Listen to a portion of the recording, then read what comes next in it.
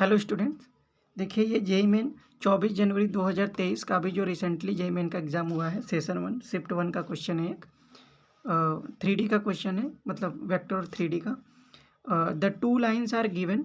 L1 दिया है x-2/3 equal to y-1/3 equal to z-0/2। मतलब ये जो लाइन 1 है वो 2, 1 और 0 से पास कर रही है, जिसका डायरेक्शन रेशियो 3, 3 और 2 है। ठीक है। और L2 लाइन का इक्वेशन है x-1/3 equal to y-2/2 equal to z-1/3। और ये लाइन पॉइंट 1, 2, 1 से पास कर रही है और इसका डायरेक्शन रेशियो 3, 2, 3 है। अब देखिए 3/3 1 होगा, 3/2 इक्वल नहीं है 1 के, तो ये लाइन आपस में पैरेलल नहीं है। ठीक है, तो ये कौन सी लाइन हो जाएंगी? स्क्यू लाइन्स हो जाएंगी। अगर लाइन्स आपस में पैरेलल नहीं है तो स्क्यू लाइन्स हो जाएंगी। अगर शॉर्टेज डिस्टेंस 0 आता है तो लाइन्स क्या हो जाएंगी? इंटरसेक्ट करेंगी। ठीक है, तो यहाँ पे ऑप्शन भी है 6/√43, 11/√43, 3/√43 और 5/√43। ठीक है, तो यहाँ से हम क्या करेंगे, इस लाइन L1 और L2 से हम ये निकालते हैं x1, मतलब किस पॉइंट से पास कर रही है। तो लाइन 1 जो है वो x1, y1, मतलब x1 की वैल्यू 2, y1 की वैल्यू 1 और z1 की वैल्यू 0 हो जाएगी। और x2 लाइन का मतलब लाइन 2 का x2 की वैल्यू 1, y2 की वैल्यू 2 और z2 की वैल्यू 1 आ जाएगी। हमेशा याद रखेंगे कि x, y, z का कोफिशिएंट पॉजिटिव भी होना चाहिए और 1 भी होना चाहिए। फिर हम कंपेयर करके x1, y1, z1 पहले लाइन से, x2, y2, z2 दूसरे लाइन से निकालेंगे, जिस पॉइंट से दोनों लाइन पास कर रही हैं। ठीक है, फिर इसके बाद क्या निकालते हैं? डायरेक्शन रेशियो दोनों का, a1, b1, c1। तो पहले लाइन का डायरेक्शन रेशियो a1 की वैल्यू 3 है, b1 की वैल्यू 3 है और c1 की वैल्यू 2 है। ठीक है, और दूसरे लाइन का a2 की वैल्यू 3 है, b2 की वैल्यू 2 है और c2 की वैल्यू 3 है।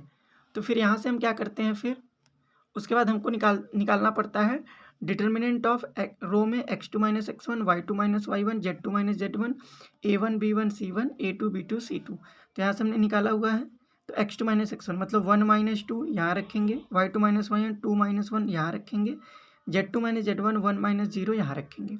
फिर a1 b1 c1, तो a1 3 है, b1 3 है, c1 2 है।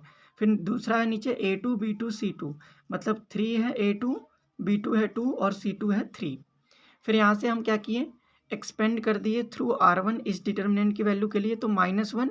अब इससे जाने वाला रो और इससे जाने वाला कॉलम हटाते हैं, तो 3 में 3 का मल्टीप्लाई करेंगे 9, 2 में 2 का मल्टीप्लाई करेंगे 4। ठीक है, माइनस माइनस, फिर ये -1 लेते हैं, मतलब प्लस माइनस प्लस चलता है।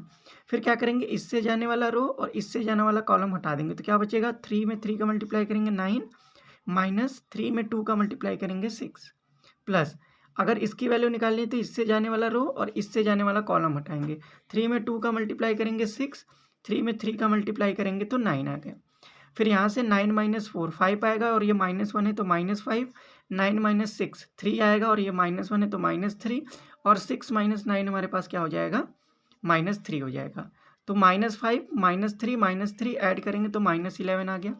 फिर इसके बाद हम क्या निकालते हैं, उसके बाद हमको निकालना पड़ता है अंडर रूट में a1 b2 - a2 b1 का whole square, b1 c2 - b2 c1 का होल स्क्वायर और c1 a2 - c2 a1 का होल स्क्वायर। इसके लिए क्या करते हैं, a b b c c a order से लिखते हैं। ठीक है, साइक्लिक क्रम में, और फिर लिखते हैं 12। देखिए 12 21 12 21 12 21, मतलब इसके याद करने का ट्रिक है, आप a b b c c a लिख के 12 21 12 21 12 21 लिखेंगे।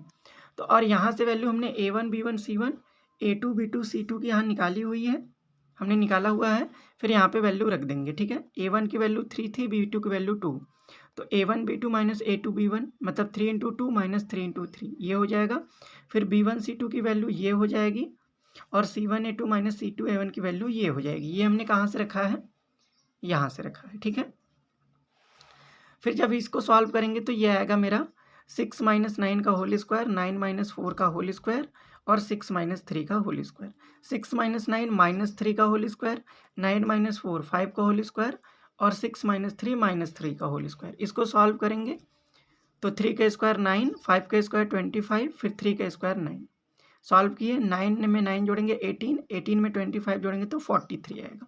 अब शॉर्टेज डिस्टेंस का फॉर्मूला हमारे पास ये होता है कि डिटर्मिनेंट ऑफ जो हमने निकाला हुआ था, ये जो हमने डिटर्मिनेंट निकाला हुआ है, ये वाली x2 - x1 y2 - y2 y1 z2 - z1 a1 b1 c1 a2 b2 c2 जो हमने निकाला हुआ है, फिर वो ऊपर रहेगा और अपॉन में ये जो वैल्यू हमने निकाली है a1 b2 - a2 b1 b1 c2 - b2 c1 ये होल स्क्वायर, ये भी whole square plus c1 a2 - c2 a1 का होल स्क्वायर, और ये स्क्वायर रूट में रहेगा।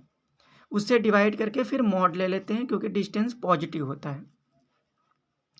तो इसकी वैल्यू तो हमने निकाला हुआ है, कितना निकाला है -11, तो यहाँ -11 रख दिया, और इसकी वैल्यू अंडर रूट में जो वैल्यू आ रही थी उसकी वैल्यू 43, तो मॉड ऑफ -11/43 कर दिया, तो ये मेरे पास आ जाएगा 11/43। ठीक है, तो ये हमारा आंसर है।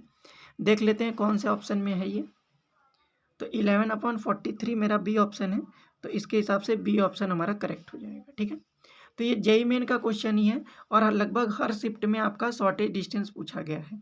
तो दूसरे सेशन के लिए आप ये फॉर्मूला याद कर सकते हैं और क्वेश्चन को तैयार कर सकते हैं। All the best.